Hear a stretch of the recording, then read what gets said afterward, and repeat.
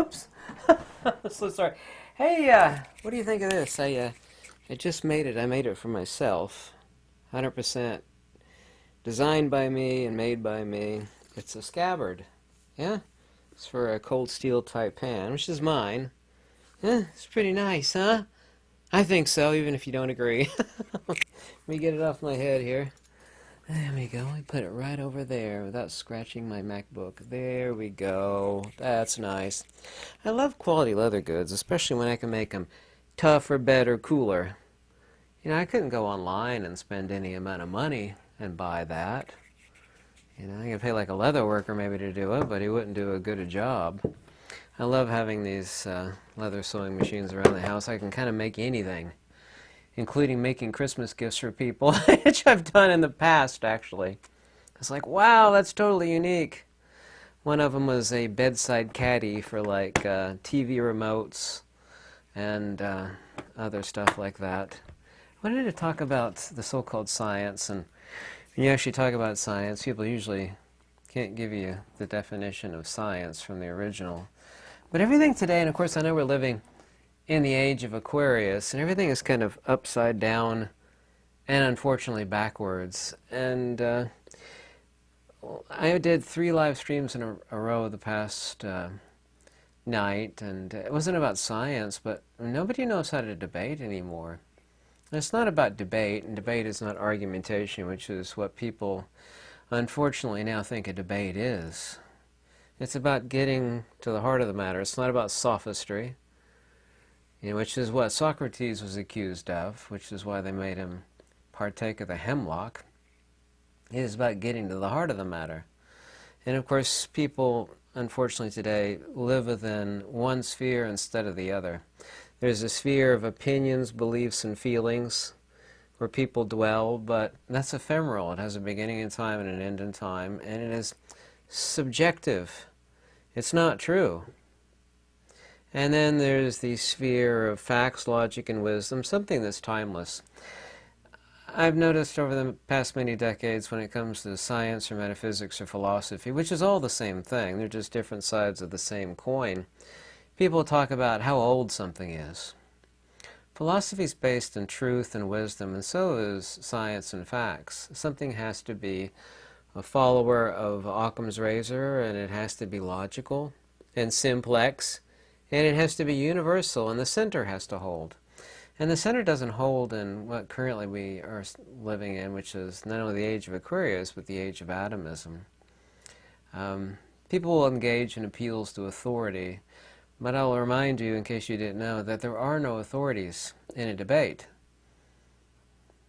There's novices and there's experts on certain topics, but, you know, everything has to hold together, and the center has to hold. There is nothing in nature of this here and that there. We all should actually take comfort if we have a glimpse into it, and most people haven't, into the absolute simplicity and beauty and divinity of nature. There's actually 3 stages of existence, and most people only live in the first stage, where everything is kind of both beautiful and awful, and everybody's kind of riding the roller coaster, and you know, people complain about the downside of the roller coaster. It's like, well, you know, there'll be another, you know, exhilarating, you know, upward turn in the roller coaster. They're just perpetually riding feelings, opinions, and that's all they know. And there's a great danger of being moderately intelligent. If you actually have enough intellect to be able to step outside of the bubble of society and this world at large, you'll see, if you don't go any further anyway, you'll see how evil and awful and upside down and backwards a good amount of intellect will make somebody extremely miserable, and it's a dangerous neutral zone. It's a place that will make anybody miserable. It's kind of like you could seen behind the curtains and the guy pulling the levers, like the Wizard of Oz. You know, it's just all a charade. And then, of course, you reach the other level, which very few people reach, where you can actually see the beauty of it all. You can see the whole forest for the trees. You know, you see that everything is as it must be. Even though it's a chaotic mess, you can see things as they are.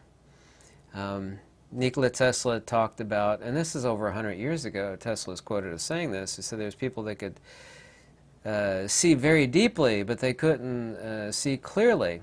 And places where people have issues psychologically and mentally, you know, the padded room sort of places. There's a lot of very brilliant people there, as is reported. Not that I've ever been there, okay? But they can't see clearly. Many of them are very intelligent, but they haven't taken the next leap, and they can't see the world as it is. They've distinguished, as does modern day academia, you know, this here and that there. There is no this here and that there in Mother Nature. It can't be. I remember very distinctly, because I've always known a great deal about metaphysics even since I was very young, that some expert, you know, so-called expert, an authority, he said, well, 20, 25 years from now, he said, in the near future, well, that day has already come. The day he's talking about's already here.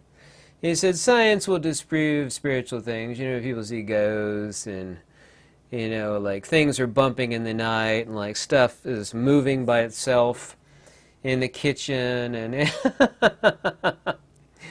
it is the case that not only has science, technology actually, which I don't confuse with science, technology advanced so substantially since the 25, 30 plus years ago that I saw the comment from the exact opposite has happened with broad spectrum cameras and these mapping devices and these spontaneous word generating devices.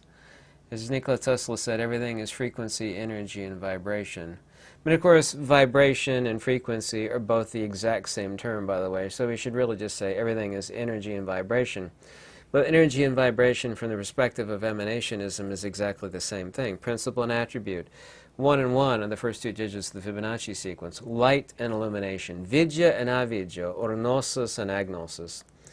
As I've said, you can't understand Platonic, Pythagorean, emanationistic metaphysics without understanding what this word really means, avidya and agnosis. However, that's not what this video is about. It doesn't mean ignorance. It means extrinsic attribution of the principle, or the attribute of the principle. Anyway, last night in a debate, it was like 340 people. Some person came in, and we were talking about defense of self, and this person gave 3 instances. I've been debating people for decades. They said they didn't need to call the, call the police. You know, they were able to talk the situation down, and from their ignorant perspective, that's proof. And that, I was like, that's an anecdotal fallacy. That's like me flipping a quarter a bunch of times. Like the first 3 times it turned up heads. It's like, well, it doesn't matter how I do it. You know, I've done this 3 times. It always turns up a head. That's like me saying I've driven 1,000,000 miles without wearing a seatbelt, which is not true. Therefore, since I've never had any problems or any issues, never been in an accident, that, you know, nobody needs a seatbelt. It's like that's an anecdotal fallacy. And what is amazing is that there's a spiritual inner person within everybody, obviously as there necessitatively must be, is that the soul will always betray the person from within. There's the operation of the conscious mechanics when someone's debating you like this person, and it always follows a set pattern. They know, the person within them, that they don't have the facts to contradict you, and what they're doing is they're living inside of a sphere of opinions, feelings, and beliefs, and their own personal experience. It's like, well, that's wonderful that you've been able to do that for 3 times, but that doesn't mean anything. That's just an anecdotal fallacy. They'll lie and they'll say things that you never said, and I had like 350 people witnessing this last night. And some people are saying, well, this is a bot, or this is a troll. I actually don't believe in the word troll. The word troll is used by people that are losing a debate and they don't want to hear the facts. I am as completely against and antagonistic against the word troll, which is a nonsense word, as I am against the word meditation. It is a nonsense term which means nothing. So you're just trolling. It's like, what are you talking about? I'm presenting you facts, logic, and evidences in contradiction to the irrational, unsubstantiated things that you're saying that don't follow. The center has to hold in everything, whether you're talking about science or philosophy or metaphysics. And true metaphysics, as I've proven over and over and over again, is hyper-rational. It's hyper-rational. Anyway, they always follow a set pattern. They'll say things that you didn't actually say, and then they'll resort to ad hominem. But this is always the soul within that reaches out to lash out, because people live in a bubble and they're not interested in facts.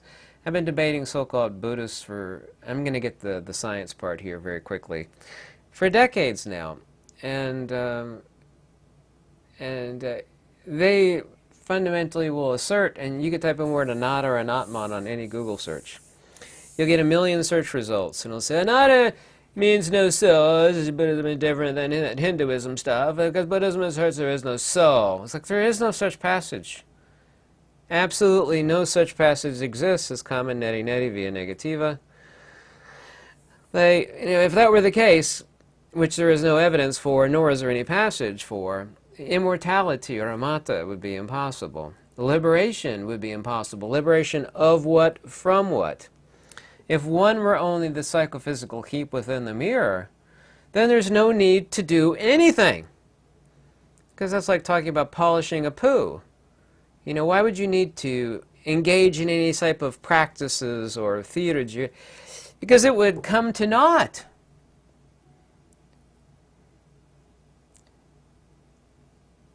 And it blows my mind to this day, and it's because I've always had a rational mind, and I could see through people and irrational nonsense so easily at such a young age. I mean, it doesn't surprise me because I've seen it so many countless thousands of times, and the scientists are exactly the same way.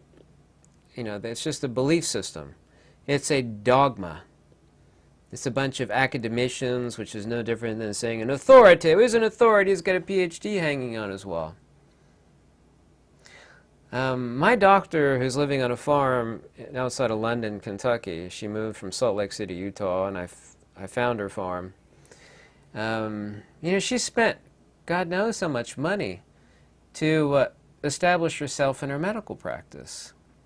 But she can't, she's a wonderful doctor. Dr. Eva Michelle Moorholt is her name, by the way. Because she can't stand her field. You know as well as I do that medical science pushes, they'll write you out a script for something. And we're talking about some person who is just never exercises and is super fat, right? A real doctor would say, what you need to do is you need to walk a few miles every day and you need to cut down on your carbs. But there's not one doctor in 1,000 that will do that. They'll write you out a script for something. Oh, you got back problems? Your feet are killing you? That's because you're overweight. Radically overweight, right? I'm going to write you out a prescription for that. And you got this other problem? I'll write you out a prescription for that.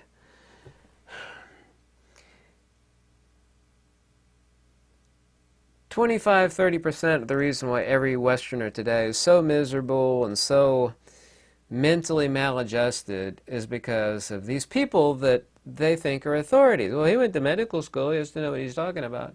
They don't know anything.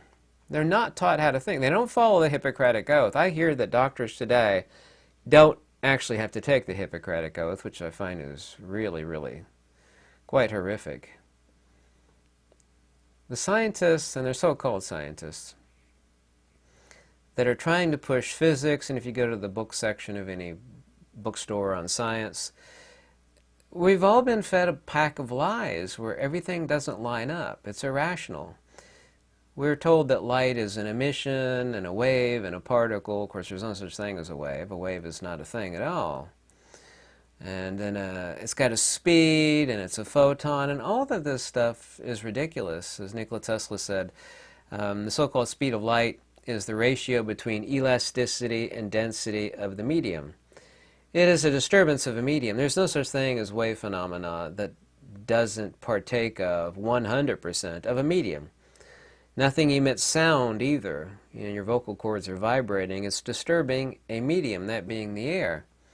When something is generating the thing that we call light, which is not an emission, it is disturbing another medium. Something is manifesting out of nothing, just as the magnetic field manifests out of this little thing. It's like, well, what's that? There's nothing there. What do you mean? Well, you're confusing nothing with not a thing. Here we actually have light, which is manifested out of this thing where you think that there's nothing there. It's a disturbance of a medium. It's all epiphenomena, the things that we call frequency and vibration and wavelength and vritti and bhava and countless words in Greek and Sanskrit and Pali and English and Spanish and all the rest of these words. They're just different definitions of ether perturbation modalities, which is what a field is. Light is not an emission, it's not a wave, it's not a particle, it's not moving. It's the hysteresis of the ether, which is saying it is an entity between ratio and elasticity of a medium. This is the same thing with the speed of sound. We have speed of sound and speed of light burned into our brains as everybody on this earth. And Walter Russell actually talked about this. You want to actually get a good book, you should actually get a hold of The Universal One by Walter Russell. Walter Russell presumably sent this book to Nikola Tesla. Nikola Tesla talked about how brilliant it was and that he should hide it from the rest of the world for goodness knows how long, I forget. But now the person that was even more intelligent than Nikola Tesla, and you could download his book, it's out of copyright, 1917, Electrical Discharges, Waves and Impulses by Charles Proteus Steinmetz. 1917, so that's what, 106 years ago? I can't remember the exact difference, but a long time ago. He said even then people didn't understand what electricity was. Everybody today, including every electrician, will tell you, electricity, it's the phenomena of energy. It's like, it's not, and it's a compound between dielectricity and magnetism. If you actually understand what electricity is, explaining all the phenomena of electricity, which has a cycle, becomes really, really simple. It's kind of amazing. When you understand light to be a blinking torus, kind of like this, and of course the frequency or wavelength is always synonymous to its capacitance. This would be high capacitance, for example, and this would be low capacitance. If I take this wire and we actually look at this like a frequency and I overlay another wire on top of this, the greater the volume, the lesser the capacitance. This alone is one of many countless hundreds of proofs of the ether, just as redshift and blue shift is proof, just as the fact that light is not an emission, and you can't explain light as a photon and that it's moving, or an emission when it speeds back up after it leaves glass or water, for example, because you actually ask that of a so-called scientist who's supposedly an expert. So, you know, you're talking about the breaking in the law of conservation of energy, because every so-called scientist out there will tell you, well, you know, glass slows down, I forget what it is, like 22% or something like that when it hits glass. When it exits the glass, they still think it's a particle and then it's moving. It speeds back up. It's like, well, you know, there's nothing in there that's like hitting on the gas pedal for light to speed up. That breaks the law of conservation of energy. Where is light getting the power from to speed back up? Now, if you actually engage in this brain rot atomism, which photons, of course, is this non-imaginary particle. By the way, the electron is another imaginary particle. All the gods of field theory said there's no such thing as an electron. It's one unit of dielectric induction, as J.J. Thomson accurately defined the principle of the electron. You can't explain nature that way. You can't explain instantaneous action at a distance. Once again, everything has to be rational, logical, and wise. But nobody's taught this stuff anymore. Everybody goes to colleges and universities, and they're just making people memorize stuff rather than thinking about things. Excuse me, Mr. Teacher, this, Mr. Mrs., this is irrational nonsense. None of this stuff jives. The center doesn't hold. You got this over here and this over here, kind of like, you know, we got electricity and magnetism, and we got gravity over here. I've unified all these things. I've unified light and matter. I've told you exactly what a black hole is. It's a supermass with no magnitude, because all volume in the universe is due to one thing only, that being magnetism, and dielectricity, which is centripetal overthrows magnetism, you have, and we have no analog for it here on Earth, something that's supermassive with no magnitude. Occam's razor has to hold. Everything has to be holistic in life. I've got these Greek letters which went around the Pythagorean pentagram, the 5 points, and the letters says Yugita. It's unfortunately translated as health, but what it means is logos, holistic, harmony. It means everything in nature operates rationally, logically, and as a mirage. This is the golden ratio because 5 is to 1 is 1 is to phi. Phi are the golden ratio. It's like, well, here's a great example everybody likes to point to, the Nautilus shell. Well, that's the golden ratio. It's like, that's great, that's true, but what does that mean? That means it's a holistic representation of everything that Mother Nature embodies, which is natural order and harmony. We have to live our lives the same way, because if we don't, then what we have is current society. Everybody's nuts. Everybody's like taking something that was written on a prescription from their doctor. Everybody has crazy ideas of particle fantasies in their head and ideas of warp space-time. There's no such thing as warp space. Nikola Tesla said that, but if you think you're smarter than Nikola Tesla, go ahead.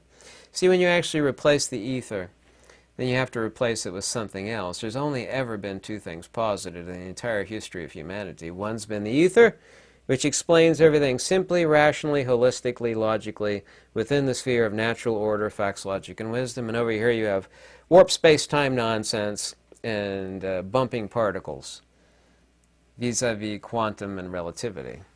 These are unnatural. This is no different than the doctor telling the super fat person, it's like, instead of saying, you need to diet and exercise and lay off the carbs, I'm going to write you a prescription for your back problems and your you got this problem, if I write your prescription for that, and I'll take care of that. People will point out that the ether was disproved. I'll point out to them, too, that there's well over 1,000 crazy theories of the ether. Disproving 1 or 2 or hundreds of crazy theories of the ether is not disproving the ether, obviously. There is a light at the end of the tunnel in that now a new survey says that 63% of college people going to college or considering college think that college is a scam or a waste of money. That's really, really good. College is a total waste. There's a line from that movie Good Will Hunting where he basically says, you spend all this money and you could have got that much, much better for free with a library card. But that's what I've done since I was really young. I knew my teachers were fools. I was interested in studying what the true masters said. And I pluck their books from the library. And I can very, very quickly discern who's a true master versus somebody that just flaps their lips and says a lot and nothing that's rational. There's also, too, a reason why about 95% of the crazy is within cities. You ever notice that 95% of the crazy is within urban areas? They're isolated from nature. They're isolated from holistics. They're isolated from natural order. And they engage in groupthink from universities where therein they are brainwashed. You can't live out in rural nature and see the beauty and simplicity and harmonics, natural order of natura naturans, or Mother Nature, and fall in line with this groupthink psychosis of urban dwellers. You just cannot do it. So reconcile light and matter, unifying, there is a fundamental particle. All branches of science agree that a neutron, a free neutron, is spontaneously becomes a proton, so this means that a neutron is a phase modality of a proton. Okay. Every god of field theory says there's no such thing as an electron. The principle of same exists. There's no such thing as antimatter either. That's just inverse phase matter. When it meets conventional matter, they mutually destroy each other, but that's no different than the constructive and destructive interference you see from spatially divergent fields, as in the case of the dual slit experiment where you have these lines. That's just constructive and destructive interference. No different than the lines, the toroidal lines of manifestation and demanifestation, which is no different than talking about centrifugal and centripetal canceling each other out with a set harmonic, at the lowest pressure mediation. You see the same sort of harmonics here on the toroidal field of this toroflux, which of course is the toroidal geometry of magnetism. Everywhere you see the absence of a light is constructive dielectric, and everywhere you see light is constructive magnetic. And that's the reason why in the center of the supercell you don't see anything at all. Everything is sinking down towards rest, and rest is no different than saying ground, is no different than saying counter space, is no different than saying the ether. A point of rest, or the plane of inertia, from which everything comes and to which everything must go. Force in motion, inertia, acceleration. Absolute simplistic divinity. Occam's razor, natural order, true universal cosmic holistic natural order. And none of this is taught in any university, whether it be Princeton, Oxford, take your pick.